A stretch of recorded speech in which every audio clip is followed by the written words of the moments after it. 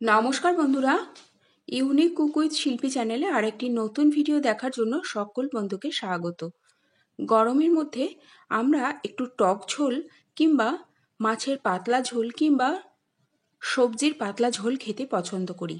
আজকে আপনাদের সাথে শেয়ার করব ভাতের সাথে খাওয়ার জন্য এমন একটি সহজ রেসিপি যেটা তৈরি হবে পাকা তেঁতুল দিয়ে।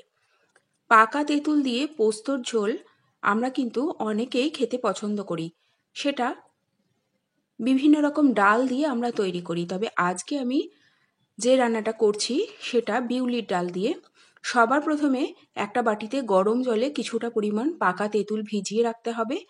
আর এই রান্নাটার জন্য যে মশলা রেডি করতে হবে সেটা শুধুমাত্র পোস্ত, তেমন কিন্তু আর কোনো বাটা মশলার প্রয়োজন লাগবে না। শুধুমাত্র 3 চামচ পরিমাণে পোস্ত অল্প জল দিয়ে মিহি পেস্ট রেডি করে নিতে হবে। খুব বেশি পাকা তেঁতুলও কিন্তু ব্যবহার করবেন না, তাহলে খুব টক হয়ে গেলে ভালো লাগবে না। 7-8 ঘন্টা জলে ভিজিয়ে রেখেছিলাম এখানে 300 গ্রাম পরিমাণে বিউলির ডাল। খুব ভালো মতো দেখুন নরম হয়ে গেছে, নখের সাহায্যে ভেঙে যাচ্ছে। এইবার একটা মিক্সার জারে জল ঝরিয়ে নিচ্ছি। চা ছাঁকনি দিয়ে জল ভালো করে ঝরিয়ে নিলেই হবে, একটুও যেন জল না থাকে সেদিকে একটু খেয়াল রাখবেন। জল দিয়ে যদি এই পেস্টটা রেডি করেন তাহলে ব্যাটারটা খুব পাতলা হয়ে যাবে। আর এই পেস্টের মধ্যে মেশাতে হবে মৌরি। এখানে 1 চামচ পরিমাণে আমি মৌরি মেশালাম। খুব বেশি মৌরি না মেশালেও চলবে। এখানে 300 গ্রাম ডালের জন্য 1 চামচ পরিমাণে মৌরি আর একটু কাঁচা লঙ্কা, খেতে ভালো লাগবে তার জন্য। এইবার এতেই স্বাদ অনুপাতে লবণ অ্যাড করছি। যদি এই বড়াটা একটু মিষ্টি মিষ্টি খেতে পছন্দ করেন তাহলে এখানে একটু চিনিও কিন্তু ব্যবহার করতে পারেন।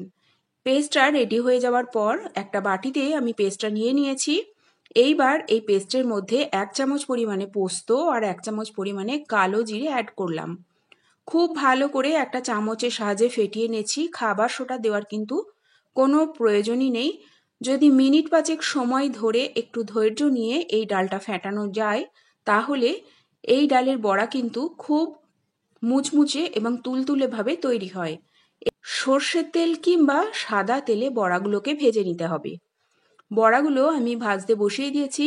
এখানে আমি সাদা তেল ব্যবহার করছি। লো ফ্লেমে রেখে বড়াগুলোকে ভেজে নিতে হবে। একটা দিক বেশ বাদামি হয়ে গেলে উল্টে আর একটা দিকও ভেজে নিয়েছি। দেখে বুঝতেই পারছেন যে লো ফ্লেমে বড়াগুলো ভাজা হয়ে গেছে একটা দিক। এবার উল্টে আর একটা দিকও আমি ভেজে নিচ্ছি। ডালের বড়াগুলো ভাজা হয়ে গেলে তেল ঝরিয়ে তুলে রাখছি। এই বড়া ভাজার তেলেই বাকি রান্নাটা কিন্তু হয়ে যাবে। আলাদা করে আর তেল ব্যবহার করার দরকার নেই। চাইলে আপনারা তেল কিন্তু ব্যবহার করতে পারেন, মানে নতুন তেল ব্যবহার করতেই পারেন। এইবার বড়া ভাজার ওই তেলে 1/2 চামচ পরিমাণে 5 ফোড়ন, একটা তেজপাতা, একটা শুকনো লঙ্কা ফোড়ন দিলাম। 5 ফোড়ন, তেজপাতা, শুকনো লঙ্কার ফ্লেভার খুব ভালো লাগে এই পোস্তর টক ঝোলে, তাই এই 3টে ফোড়ন কিন্তু অবশ্যই অ্যাড করবেন।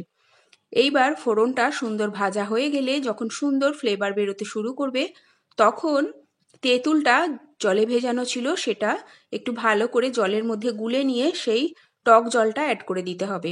আর স্বাদ অনুপাতে মেশাতে হবে লবণ আর একটু চিনি। প্রথমে ঝোলটা যখন ফুটে উঠবে তখনই বড়াগুলো দিয়ে দিতে হবে। পোস্ত বাটাটা কিন্তু এখন অ্যাড করব না। বড়াটা তেঁতুলের জলে খুব ভালো মতো সেদ্ধ হয়ে যাবে, তারপর পোস্তর জলটা অ্যাড করব। আগে যদি অ্যাড করি তাহলে পোস্তটা কিন্তু অনেকক্ষণ ফুটবে, সেক্ষেত্রে পোস্তটা ছানা ছানা হয়ে যায়। তাই পোস্ত বেশিক্ষণ দেওয়ার পর আর ফোটানোর কিন্তু প্রয়োজন নেই।